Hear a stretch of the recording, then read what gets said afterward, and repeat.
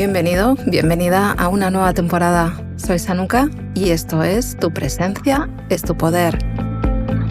Esta nueva temporada va de una sola cosa: lo que ocurre cuando dejas de vivir en piloto automático y empiezas a hacerte preguntas que llevan demasiado tiempo esperando. Hay una pregunta que pocas personas se hacen en voz alta porque es un poco complicada de sostener. La pregunta es esta: ¿elegiste tu vida o simplemente dejaste de cuestionarla? No hablo de la vida en abstracto, hablo de la tuya, de esa que desde fuera tiene muy buena pinta y que funciona. Esa que has construido con esfuerzo real, con decisiones que costaron mucho, con años de trabajo. Hablo de esa vida que, sin embargo, a veces en momentos concretos que no suelen durar mucho, porque aprendes a cerrarlos rápido, produce una especie de desnivel entre lo que tienes y lo que sientes que deberías estar sintiendo, como si algo no terminara de cuadrar. Eso que no cuadra ni es ingratitud, ni es ambición sin fondo, ni es que tú seas difícil de satisfacer. Simplemente te da información valiosa. Y hoy quiero hablar de lo que pasa cuando llevas mucho tiempo ignorándola. Si ya me conoces, sabrás que viví casi 20 años en Bali.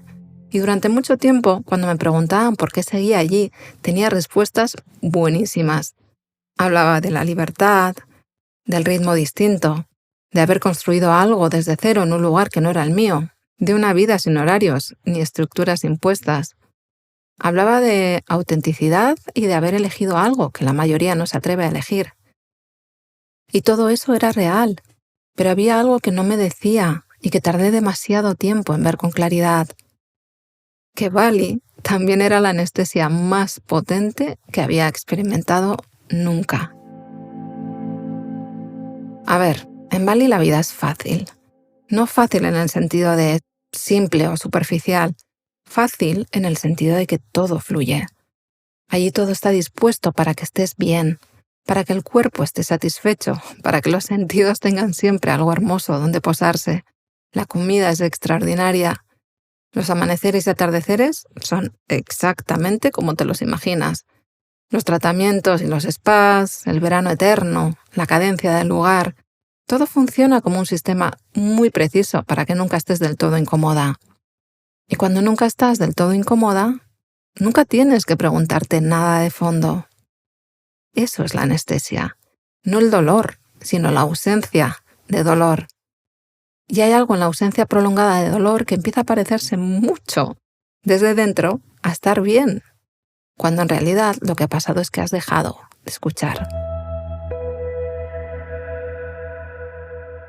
El miedo que más cuesta identificar no es el que paraliza. Ese lo conocemos todos. El miedo a fracasar, el miedo al juicio, el miedo a perderlo todo. Ese miedo molesta. Y precisamente porque molesta, en algún momento te obliga a mirarlo. Pero el miedo del que yo hablo es otro. Es un miedo mucho más silencioso. Es ese miedo que no interrumpe nada porque se ha instalado tan bien en tu vida que ya parece parte del paisaje. Es ese miedo que va vestido de elección. Se parece a la prudencia y a la madurez, a haber aprendido que la estabilidad tiene un valor real, que uno puede estar reinventándose constantemente porque eso también tiene un coste. Se parece a la sabiduría de quien ya ha vivido suficiente como para no correr detrás de cada impulso. Y puede que algo de todo eso sea verdad. Pero hay una diferencia muy concreta entre elegir quedarte en algo porque lo has pensado y te sostiene, y quedarte porque moverte implicaría enfrentarte a preguntas que todavía no tienes ganas de responder. Yo no me quedé en Bali demasiado tiempo porque fuera cobarde. Me quedé porque había construido allí algo real, algo que requería presencia y energía y atención. Me quedé porque la vida que tenía sentido desde muchos ángulos. Me quedé porque quería quedarme, en parte.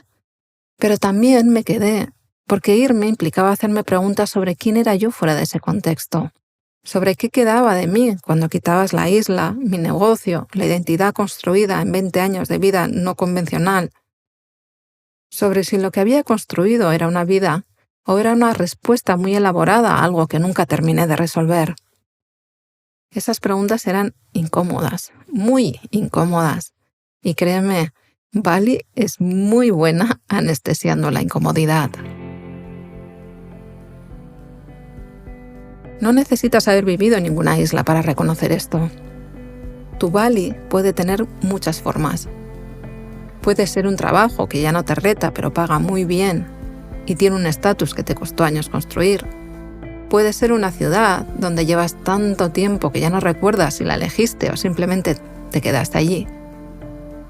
También puede ser una relación que funciona, que es sólida, que no tiene nada objetivamente malo, pero que hace tiempo que ya no te mueve nada por dentro. O puede ser un proyecto que empezaste con una energía que ya ni reconoces, pero que sigues sosteniendo porque soltarlo implicaría admitir algo que todavía no estás lista o listo para admitir.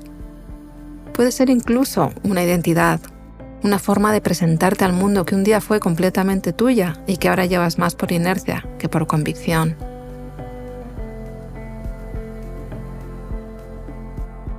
El denominador común no es el lugar ni la situación. Es la función que cumple. Mantenerte suficientemente cómoda para no tener que moverte. Satisfecha suficiente como para no tener que preguntarte qué querrías si esto no estuviera. Ocupada suficiente como para no escuchar lo que hay debajo de todo el ruido. Y aquí viene lo que más me cuesta decir, porque implica reconocer algo que no es fácil de ver en uno mismo. Las personas que tienen más recursos, más criterio y más capacidad de construir, tenemos también más capacidad de elaborar anestesias.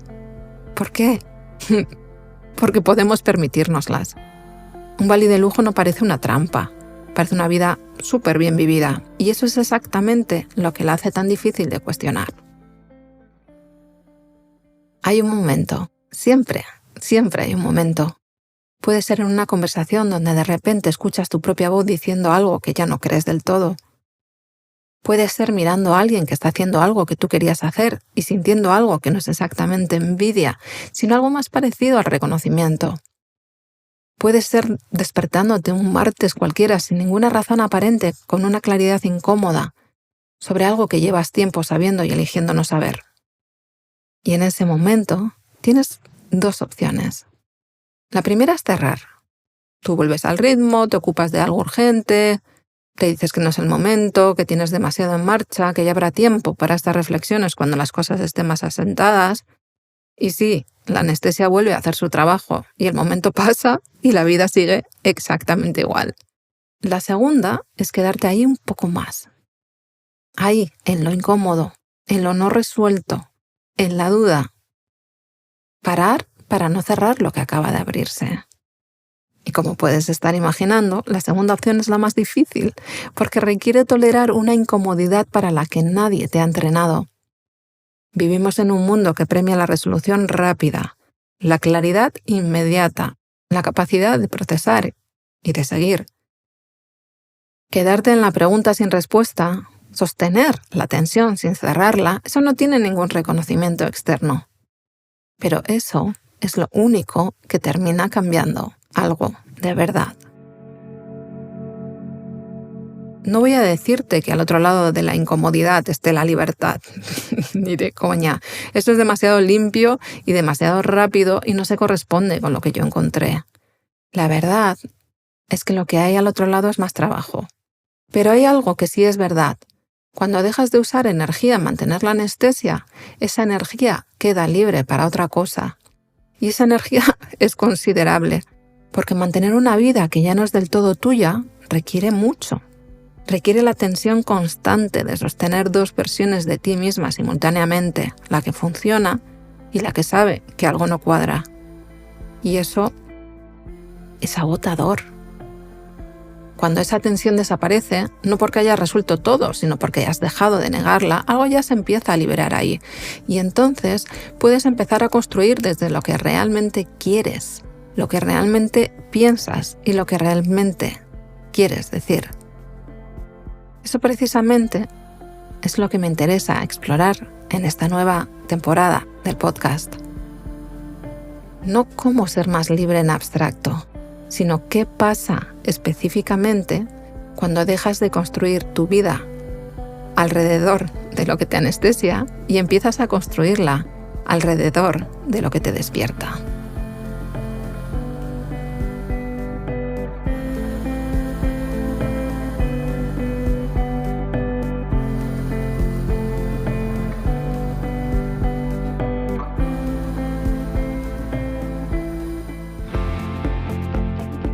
¿Qué parte de tu vida estás sosteniendo porque la elegiste?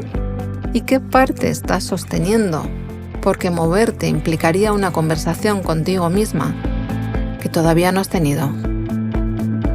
Te dejo con esta pregunta por si te apetece reflexionar unos minutos y nos escuchamos en el próximo episodio.